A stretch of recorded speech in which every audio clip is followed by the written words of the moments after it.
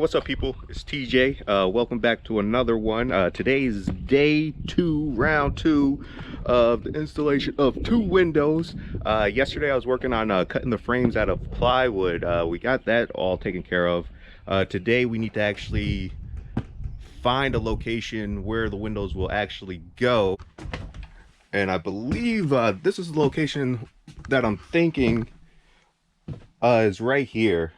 In order to do that, I'm gonna have to take the plywood off to gain access to these wires behind the wall so I don't cut into them. But I'm thinking the frame will start here, I think right here, and come down where I'll have to end up cutting into one of the reinforcement ribs that's behind the wall right here.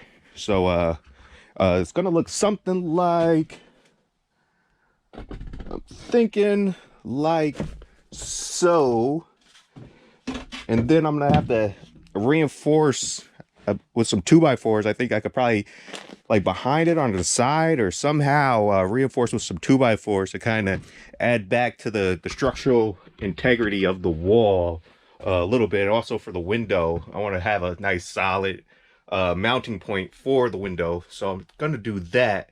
And I think that is what we will do today. Yeah, so I can show you better than I could tell you. So enjoy.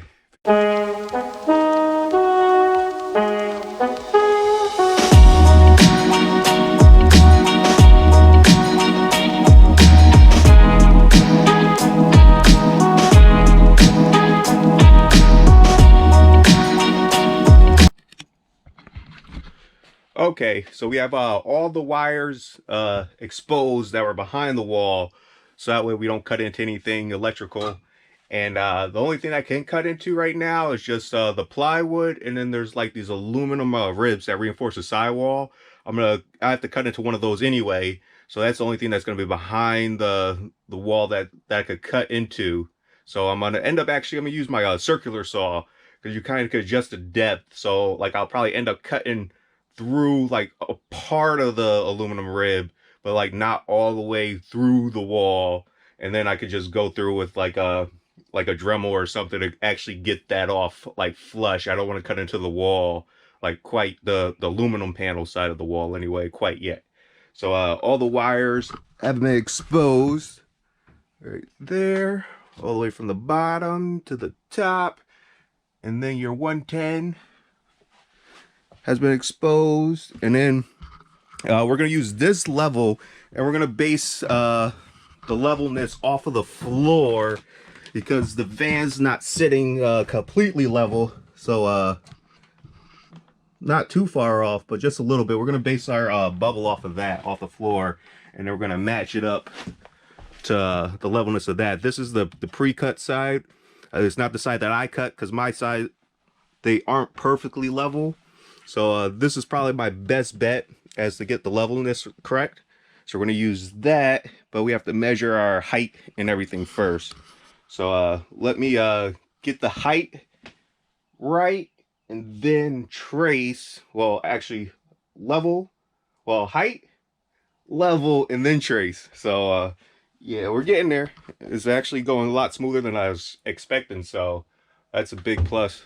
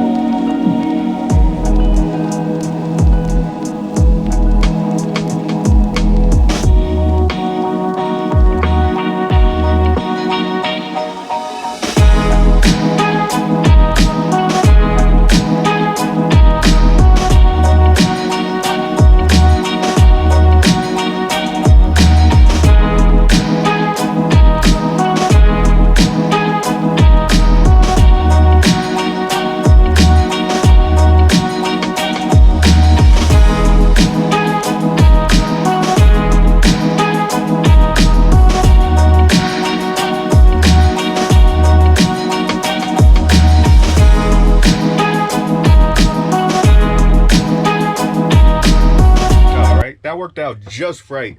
Where the rivets are, right there, or were, they sit perfectly where I gotta cut the hole for the actual window to come in from the outside in.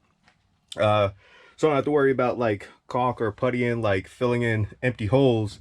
Like it falls in a good area. I got lucky because I didn't plan for that and I didn't measure for that, so I guess I just got lucky today. But yeah, it worked out just right. I didn't cut through the wall. It was close, just kind of a little bit at a time, just wearing away at it with the circular saw. It worked out nice. It saved a lot of time. Like if I used a Dremel, who knows how long it would have been, you know, before I would have got through that. But yeah, it worked out nice. So yeah, let's continue. I think I probably should work on the outline for the window that has to come in from the outside, the glass piece with the screen. That diameter is a little bit smaller, so I think I have some extra cardboard. I should probably just trace the hole out on cardboard first and then see how it fits on the glass frame. But yeah, that's where we're at right now. It's going pretty smooth, you know, just patience.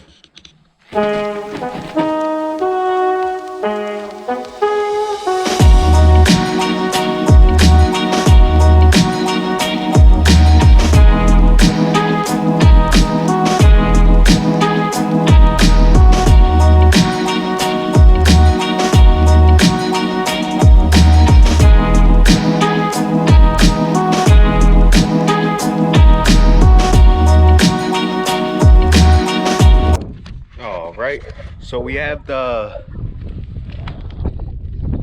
cardboard trace for the outside frame. As you can see, it's just a little smaller in diameter.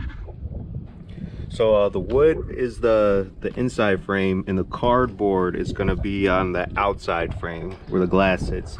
It's not that big of a difference, but like at the edges, at the corners, right there, there was like a little gap when I had placed the windows on the plywood, like to test fit, and I didn't really like the gap. You had to kind of finagle it so that way like part of the seal was sitting on there. But I'm most likely gonna get rid of the rubber seal and use butyl tape, what they use on windshield. It's called what is it, windshield ribbon tape or something by 3M. I'm gonna use that instead, and also it acts like as an adhesive also. So like if like something happens, I don't know, the screws or something comes loose, it's kind of like a glue also, where it should keep it in place. So I like that better, you know. It should last a little longer. And on the windows themselves, the rubber seal, like the beginning and end is like on the side.